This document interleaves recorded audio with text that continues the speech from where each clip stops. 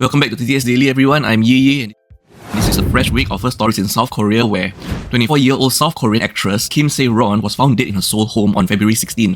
A friend discovered her body and alerted the police around 4:50 p.m. There were no signs of foul play, and the cause of death is under investigation.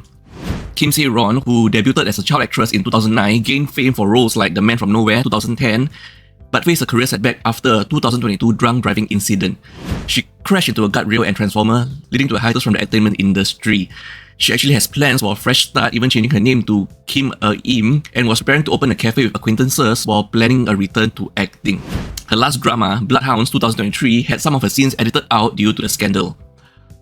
And it is worth noting that after her 2022 drunk driving incident, she has faced significant cancel culture, and people are saying that could the bullying culture also played a part in her role in her untimely passing away over here?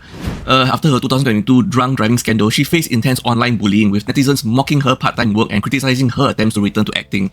This was compounded by renewed backlash in 2024 over a deleted photo with Kim Soo-hyun deepening her isolation.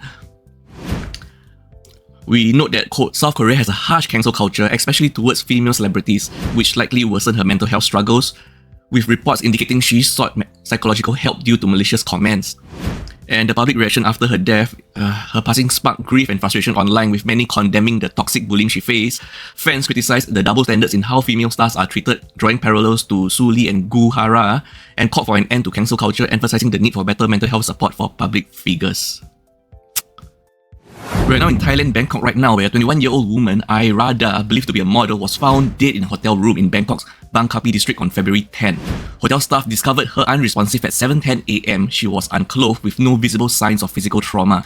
She had checked into the hotel with a 37-year-old Chinese national named Do Ying at 11:16 p.m. at the previous night. CCTV footage confirmed that Do Ying was the only person to enter and exit the room. Do Ying, on a tourist visa valid until July 2025, is now wanted for questioning, and a court-approved arrest warrant has been issued. For background, Irada was reportedly hired through a modelling agency to entertain Do Ying. The agency allegedly expected models to take illegal substance with clients, raising concerns about exploitation.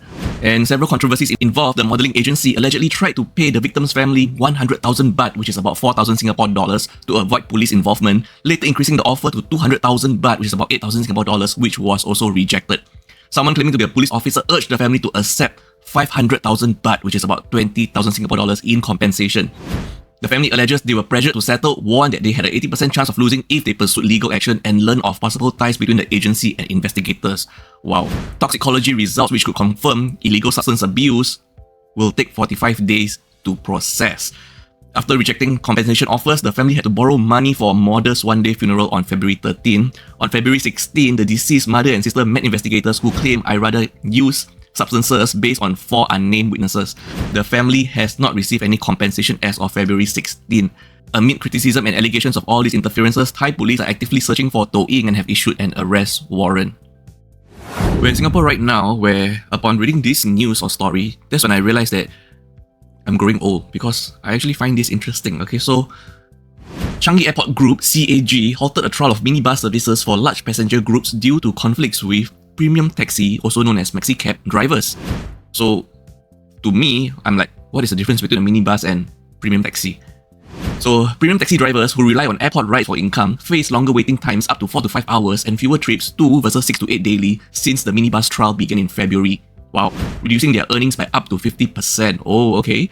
Drivers claim Woodlands Transport, which manages the ground transport concierge, assigns smaller groups 3 to 6 passengers to minibuses meant for larger groups, leaving premium taxis with fewer passengers, mainly for distant destinations. That's not exactly cool, right? I mean, 3 to 6 passengers should be using premium taxis. On February 13, about 70 premium taxi drivers from Comfort Delgro and Prime Taxi stopped picking up passengers from 9 a.m. to midnight, parking at the holding area to voice their concerns to CAG, Changi Airport Group. Changi Airport Group clarified it did not approve prioritizing minibuses over maxi cabs or their dispatch method, calling the trial's implementation a misunderstanding. The trial is suspended, and CAG is consulting the National Taxi Association (NTA) for a solution. Fair play to CAG. They heard, they listened, and they responded. The National Taxi Association, the NTA, informed of the issue on February 11, engaged with drivers and CAG to address unfair job distribution and ensure a fair long-term resolution. Comfort Delgro supports fair practices, while Prime Taxi's chairman called the trial a misunderstanding by Woodlands Transport, urging drivers to maintain service to protect the airport's reputation.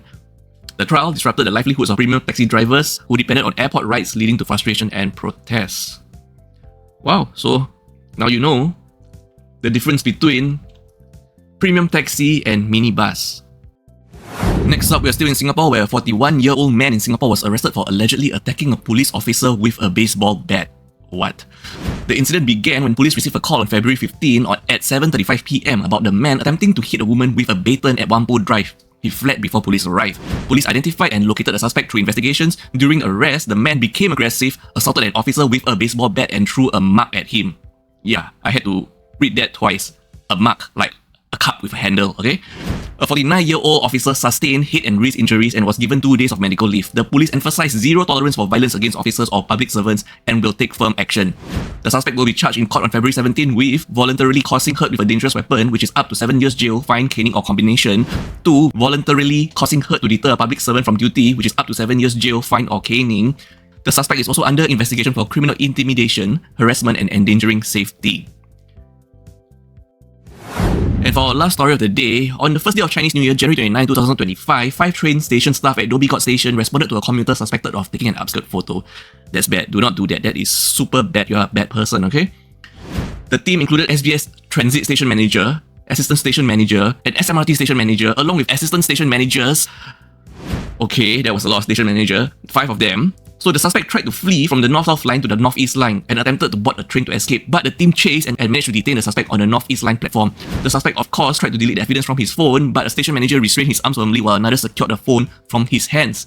To preserve evidence, of course, the suspect was then handed over to the police, and on February 14, the 5 staff were commended in a ceremony for their vigilance, quick thinking, and teamwork in ensuring commuter safety. Good job, well done, team.